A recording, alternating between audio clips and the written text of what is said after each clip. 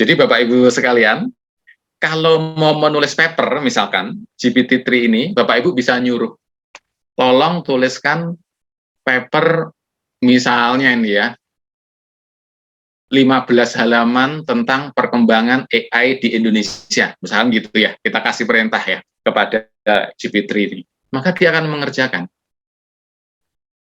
paper ilmiah, misalkan 15 halaman tentang perkembangan artificial intelligence di Indonesia.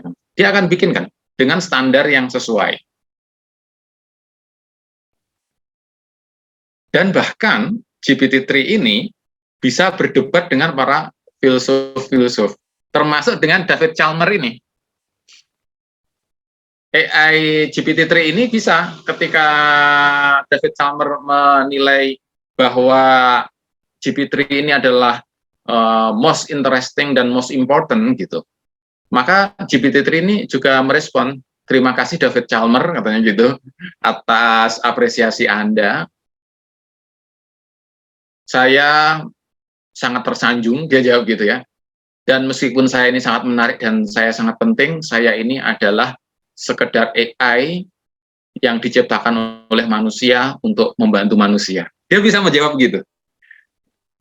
Jadi artikelnya di Daily News tadi itu ada saut menyaut antara David Chalmers dan beberapa filsuf lain dengan GPT-3. Sangat lancar seperti manusia.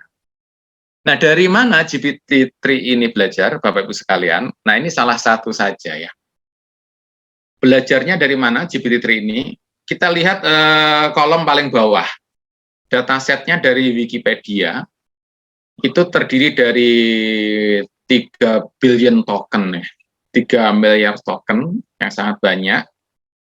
Dan kemudian bobotnya dalam training Wikipedia itu 3%. Bapak Ibu bisa membayangkan, Wikipedia itu bobotnya hanya 3%.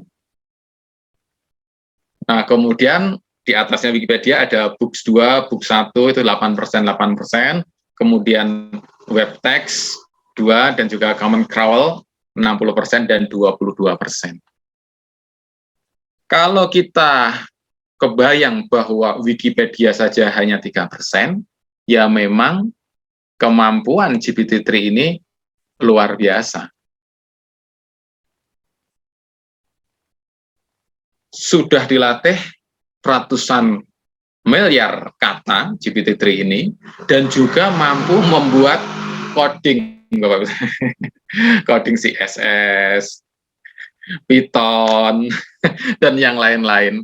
Jadi Bapak Ibu ini bisa memerintahkan GPT-3 ini, kalau bikin penelitian perlu coding, nah codingnya butuh seperti apa, biasa pakai Python, kasih aja perintah ke GPT-3, tolong bikin kode, tolong coding untuk syaratnya ABCD, requirement-nya apa, terus apa lagi, nah sudah dibuatkan langsung dalam hitungan detik barangkali ya, atau menit ya. Dan sampai sekarang terus berkembang, terus di training terus, Bapak Ibu sekalian. Karena internet terus berkembang, maka GPT-3 ini juga terus belajar, tidak ada henti-hentinya. Nah, saya akan masuk satu lagi di sini. Yang pertama tadi adalah positivism, epistemologinya. Nah, sekarang kita akan masuk ke critical realism. Nah, critical realism. Saya ambil contoh di sini, salah satu tokohnya adalah Habermas. Jürgen Habermas ini, Bapak Ibu sekalian, yang ada gambarnya ini, saat ini berusia sekitar 92 tahun. Jadi beliau ini living philosopher ya, filsuf yang masih hidup. Dari aliran critical theory.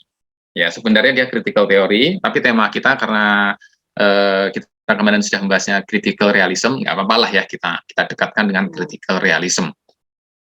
Nah, critical realism ini epistemologinya adalah dikenalnya relatif.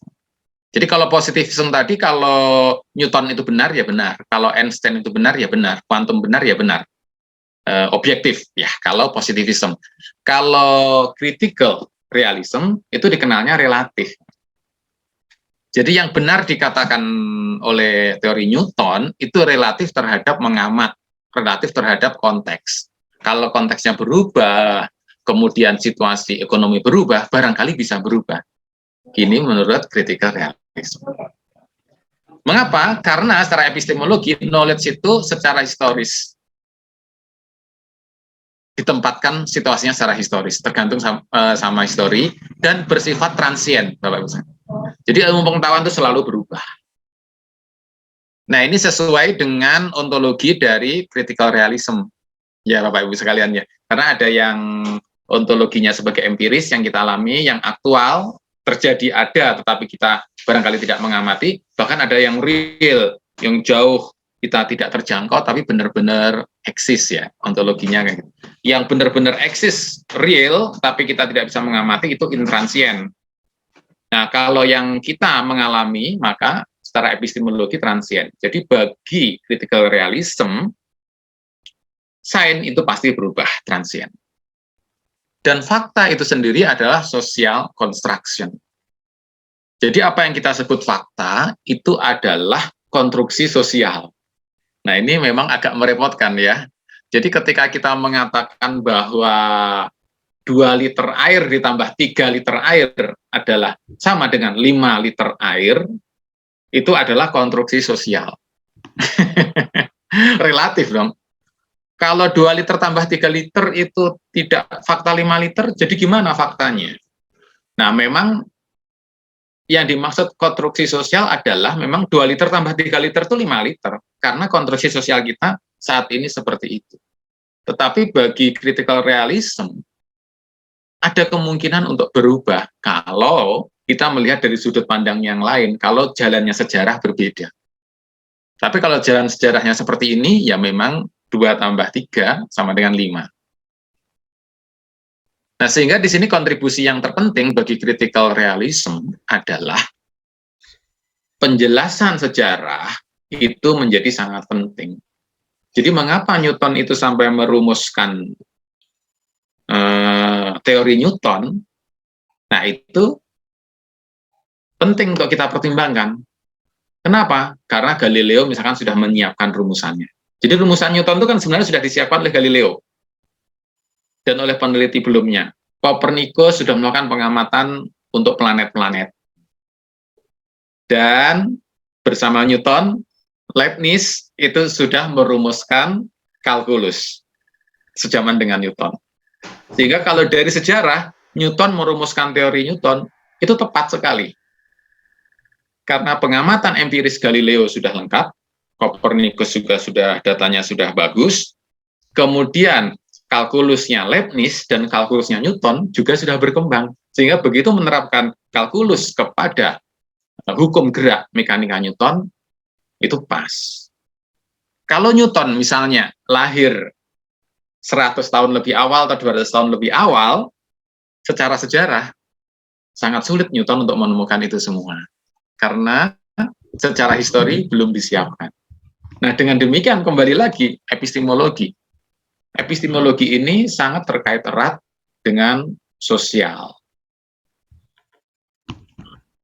Beberapa minggu yang lalu, Bapak Ibu sekalian, itu ada filsuf dari Perancis yang baru meninggal. Beberapa minggu yang lalu, awal Oktober, sekitar 3 minggu yang lalu. Dikenalnya namanya Latour. Ya, Latour. Dia pemikir, Bapak Ibu sekalian, yang menyatakan bahwa pandangan kita terhadap alam, bahwa pohon itu objek, kemudian ayam itu objek, yang pohon itu bisa kita budidayakan agar kita bisa panen buahnya lebih banyak, kemudian ayam itu kita bisa budidayakan sehingga cepat besar, daging yang cepat besar bisa diternak, kemudian untuk dimakan manusia. Menurut Latour, itu salah. Karena menurut Latour, mereka itu bukan objek. Menurut Latour, pohon itu bukan objek. Pohon itu juga sama seperti kita, subjek. Jadi ketika kita mau membudidayakan misalkan padi atau buah mangga, kita harus memperhitungkan sebenarnya buah mangga itu ingin seperti apa di dunia ini? Pohon padi itu ingin berperan seperti apa di dunia ini? Kata Latour gini,